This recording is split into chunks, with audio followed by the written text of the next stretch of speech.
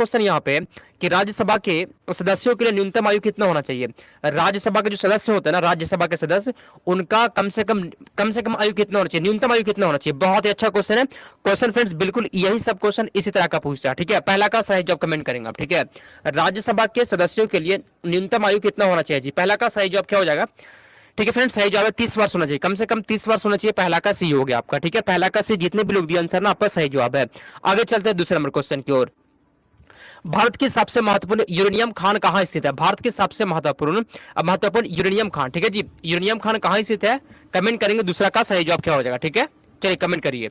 भारत की सबसे महत्वपूर्ण यूरेनियम खान कहां है जी, सही जवाब होगा जादूगोड़ा खान है, ठीक है। सबसे महत्वपूर्ण दूसरा का ऑप्शन नंबर डी हो गया। याद कर लिए फ्रेंड्स, बहुत ही अच्छा क्वेश्चन है, ठीक है। आगे चलते हैं तीसरे नंबर क्वेश्चन की ओर। अब महात्मा गांधी ने सिविल अवज्ञा, सविनय अवज्ञा यहां पे होता है, ठीक है, ठीक है जी।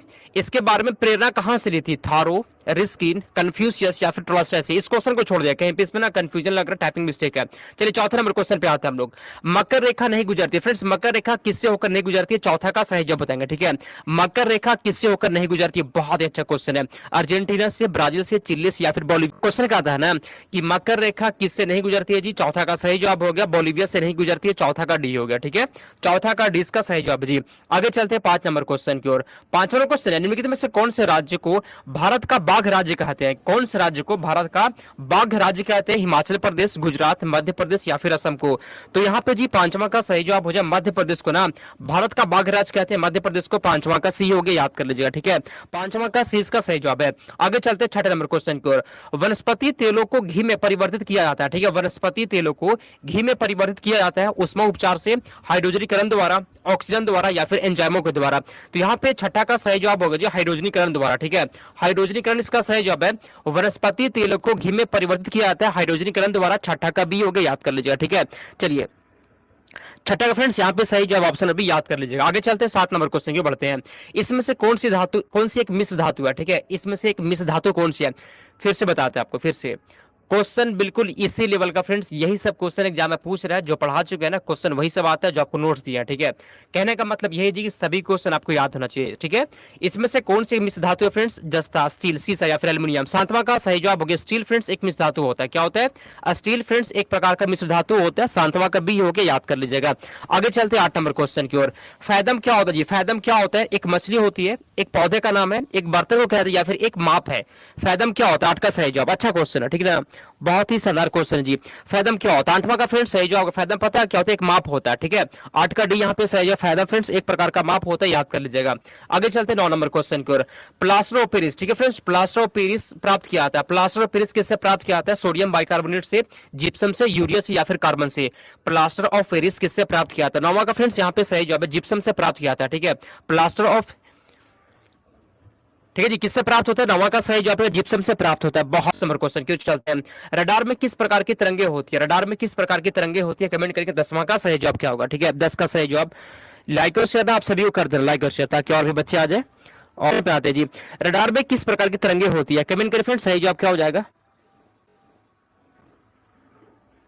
तो फिर 10वां का यहाँ पे सही जवाब जी विद्युत चुंबकीय तरंगे, ठीक है।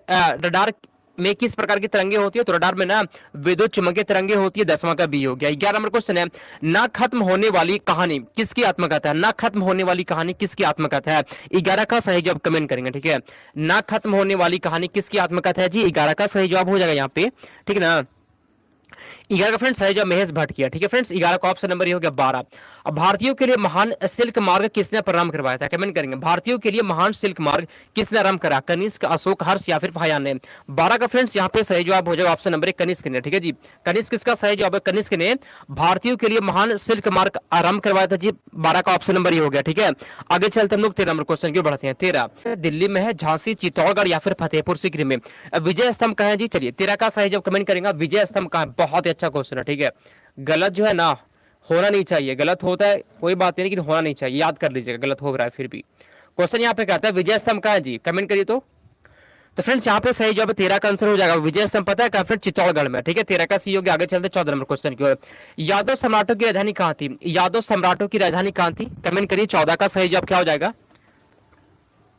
यादव सम्राटों की राजधानी कहाँ थी फ्रेंड, 14 का सही जवाब है देवगिरी में, ठीक है। आंसर ऑप्शन नंबर डी हो गया। 15 भारत की अर्थव्यवस्था को सबसे अच्छे ढंग से किन शब्दों में व्यक्त किया जा सकता है? ठीक है, भारत की अर्थव्यवस्था को सबसे अच्छे ढंग से किन शब्दों में व्यक्त किया जा सकता है? पूंजीवादी अर्थव्यवस्था है, समाजवादी है, परंपरागत है या फिर मिश्रित अर्थव्यवस्था है? तो 15 का फ्रेंड्स यहाँ पे सही जवाब हो जाएगा मिश्रित अर्थव्यवस्था। 15 का डी हो जाएगा, याद कर लीजिएगा। ठीक है, भारत की अर्थव्यवस्था जो है ना सबसे अच्छे ढंग से किन शब्दों में व्यक्त किया जा सकता है जी? तो भारत की अर्थव्यवस्था जो है जी ना वो मिश्रित अर्थव्यवस्था है। ठीक है, 15 का डी हो गया आपका, देख लीजिए अच्छे से। क्वेश्चन आपको आंसर ना इसका याद होना चाहिए, इस क्वेश्चन का आंसर। 16, मानव में गुर्दे का रोग किसके प्रदूषण से होता है? मानव में गुर्दे का रोग, ठीक है, मानव में वो किडनी का जो रोग होता है ना, किडनी का रोग, वह किसके प्रदूषण से होता है? कैडमियम, लोहा, कोबाल्ट या फिर कार्बन? ठीक है, क्वेश्चन फ्रेंड्स बिल्कुल इसी लेवल का पूछ रहा है, यही सब क्वेश्चन एग्जाम में रहने वाला है। ठीक है, और जिस तरह का क्वेश्चन आ रहा है जी उसी के हिसाब से क्वेश्चन को सेट किया गया। थोड़ा स्लो पढ़ाइए, ओके, स्लो पढ़ाते हैं। तो मानव में जो गुर्दे का रोग होता है जी वह किसके प्रदूषण से होता है? याद कर लिए, पता है कैडमियम के प्रदूषण से होता है। ये कैडमियम के प्रदूषण से मानव के गुर्दे में रोग होता है। 16 का ऑप्शन नंबर ही हो गया। 17, किस पौधे के फलों को भूमि से नीचे पाया जाता है? कमेंट करेंगे फ्रेंड्स, आलू, गाजर, मूंगफली या फिर प्याज? 17 का आंसर, किस पौधे के फलों को भूमि के नीचे पाया था जी? 17 का फ्रेंड्स यहाँ पे सही जवाब मूंगफली हो जाएगा। ठीक है, मूंगफली हो गया जी, 17 का सी हो गया।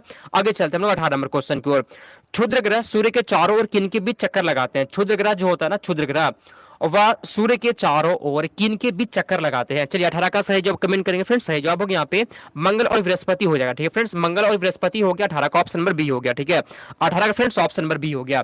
आगे चलते हैं 19 नंबर क्वेश्चन की ओर चलते हैं। खासी और गारो जातियां मुख्यतः कहां पाई जाती है? खासी और गारो जनजातियां कहां पाई जाती है? मेघालय, नागालैंड, मिजोरम या फिर मणिपुर में? बहुत ही शानदार क्वेश्चन, कमेंट करिए। ठीक है, खासी और गारो जनजातियां फ्रेंड्स मुख्यतः कहां पाई जाती है? 19 का सही जवाब मेघालय में पाई जाती है। इसको ना फ्रेंड्स कहीं पे नोट कर लीजिए या फिर स्क्रीनशॉट कर लीजिए, बहुत ही अच्छा क्वेश्चन है।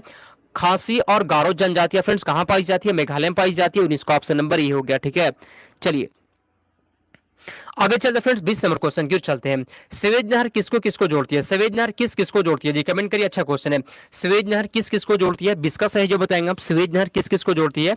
तो फ्रेंड्स 20वां का यहाँ पे सही जवाब हो गया भूमध्य सागर और लाल सागर को। ठीक है, भूमध्य सागर और लाल सागर को फ्रेंड्स सवेज नहर जोड़ती है। 20 का ऑप्शन नंबर ये हो गया। ठीक है, 20 का ऑप्शन नंबर ये हो गया जी। आगे चलते हैं 21 नंबर क्वेश्चन की ओर चलते हैं। कच्चे फलों को कृत्रिम रूप से पकाने के लिए कौन सी गैस मिलाई जाती है? सॉरी, कौन सी गैस प्रयोग की जाती है? कच्चे फल को ना कृत्रिम रूप से पकाने के लिए किस गैस का प्रयोग होता है? एथिलीन, एसिटिलीन, इथेन या फिर मीथेन का? 21 का सही जवाब क्या होगा? कमेंट करिए। कच्चे फलों को कृत्रिम रूप से पकाने के लिए कौन सी गैस प्रयोग में होती है? 21 का सही जवाब क्या हो जाएगा बताइए। और बताइए फ्रेंड्स, सही जवाब कच्चे फलों को पकाने के लिए। ठीक है, तो यहाँ पे क्वेश्चन है कच्चे फलों को कृत्रिम रूप से पकाने के लिए ना कौन सी गैस का प्रयोग होता है जी? एथिलीन का प्रयोग होता है। 21 का ऑप्शन नंबर ही हो गया, एथिलीन का होता है। समझे? चलिए आगे चलते हैं हम लोग 22 नंबर क्वेश्चन की ओर चलते हैं। एलिसा परीक्षण डॉट डॉट का निदान के लिए कार्यरत है। एलिसा परीक्षण ना किसके जांच के लिए फ्रेंड्स किया आता है? 22 का सही जवाब बताइए। क्वेश्चन पे आते हैं, क्वेश्चन क्या आता है कि एलिसा परीक्षण जो है ना किसके निदान के लिए करते हैं? 22 का सही जवाब है एड्स एंटीबॉडी का। ठीक है फ्रेंड्स, 22 का सी हो गया, याद कर लीजिए, बहुत ही अच्छा क्वेश्चन है। आगे चलते हैं 23 नंबर क्वेश्चन की ओर। रेस्पिरिन का प्रयोग करते हैं, रेस्पिरिन का प्रयोग कहां करते हैं? इनका प्रयोग किसमें करते हैं? 23 का यहाँ पे सही जवाब हो गया उच्च रक्तचाप को कम करने में, उच्च रक्तचाप को कम करने में। 23 का ऑप्शन नंबर ही हो गया। ठीक है, 23 का ऑप्शन नंबर ही हो गया। आगे चलते हैं 24 नंबर क्वेश्चन की ओर। गांधी जी ने नमक सत्याग्रह का मुख्य लक्ष्य क्या था? गांधी जी के नमक सत्याग्रह का मुख्य लक्ष्य क्या था? अच्छा क्वेश्चन, 24 का आंसर बताएंगे आप। गांधी जी के नमक सत्याग्रह का मुख्य लक्ष्य क्या था जी? 24 का यहाँ पे सही जवाब है नमक कानून को हटाना। ठीक है, नमक कानून को हटाना। 24 का ऑप्शन नंबर ही हो गया। समझे ना, गांधी जी का जो नमक सत्याग्रह का जो मुख्य लक्ष्य था ना वो नमक कानून को हटाना था फ्रेंड। 24 का ऑप्शन नंबर हो गया। 25 नंबर क्वेश्चन की ओर चलते हैं। ओबरा जो है, ओबरा किसके लिए प्रसिद्ध है जी? एक नया तेल शोधक है, एक नया एल्यूमिनियम संयंत्र है, एक पक्षी अभयारण्य है या फिर एक उष्मीय शक्ति केंद्र है? तो 25 का यहाँ पे सही जवाब फ्रेंड्स एक उष्मीय शक्ति केंद्र हो जाएगा। 25 का डी होगी आपका, याद कर लीजिएगा। ठीक है, बहुत अच्छा। आगे चलते हैं 26 नंबर क्वेश्चन की ओर। भारतवर्ष की सबसे बड़ी सिंचाई नहर का क्या नाम है? भारतवर्ष की सबसे बड़ी सिंचाई नहर का क्या नाम है? 26 का सही जवाब बताएंगे आप। ठीक है, भारतवर्ष की सबसे बड़ी सिंचाई नहर का क्या नाम है जी? तो इंदिरा गांधी नहर है। ठीक है फ्रेंड्स, ऑप्शन नंबर सी हो गया। भारतवर्ष की सबसे बड़ी सिंचाई नहर का पता है क्या नाम है फ्रेंड्स? इंदिरा गांधी नहर हो जाएगा। 26 का सी हो गया जी। ठीक है, 26 का सी का सही जवाब है, बहुत अच्छा। आगे चलते हैं 27 नंबर क्वेश्चन की ओर। चाय और कॉफी भारत में किस श्रेणी की फसल के अंतर्गत आते हैं? चाय और कॉफी भारत में किस श्रेणी की फसल के अंतर्गत आते हैं? बागवानी फसल, रोपण फसल, नकदी फसल या फिर खाद्य फसल? 27 का यहाँ पे सही जवाब फ्रेंड्स रोपण फसल हो जाएगा। ठीक है, 27 का भी हो गया जी, रोपण फसल यहाँ पे सही जवाब है। आगे चलते हैं 28 नंबर क्वेश्चन की ओर। भारत में उगाई जाने वाली अधिकतर कॉफी की किस्म होती है? ओल्ड चिक्स, कुर्गस, अरेबिका या फिर कैंटेस। भारत में उगाई जाने वाली अधिकतर कॉफी की किस्म कौन सा होता है जी? सही जवाब यहाँ पे हो जाएगा अरेबिका। ठीक है, 28 का सी हो गया आपका। लाइक और शेयर ना फ्रेंड्स आप सभी को कर देना है, ठीक है ना। चलिए आगे चलते हैं, 29 नंबर क्वेश्चन की ओर चलते हैं। संयुक्त राष्ट्र सुरक्षा परिषद के अस्थायी सदस्यों की संख्या कितनी होती है? संयुक्त राष्ट्र सुरक्षा परिषद के अस्थायी सदस्यों की संख्या कितनी है? 3, 4, 5 या फिर 6? तो 29 का यहाँ पे सही जवाब हो जाएगा जी। पता है कितना होता है? 5 होता है। ठीक है, 29 का सी हो गया जी। 29 का यहाँ पे सी का सही जवाब है। 30 नंबर क्वेश्चन की ओर चलते हैं। एंग्लो नूबियन किसकी नस्ल है? एंग्लो नूबियन किसकी नस्ल है? भेड़, बकरी, कुक्कुट या फिर पशु की? चलिए 30 का आंसर बताइए। एंग्लो नूबियन किसकी नस्ल है जी? 30 का आंसर बताएंगे, क्या होगा सही जवाब इसका? यहाँ पे एंग्लो नूबियन किसकी नस्ल है जी? 30 का यहाँ पे सही जवाब बकरी का। ठीक है, ऑप्शन नंबर बी हो गया, याद कर लीजिए।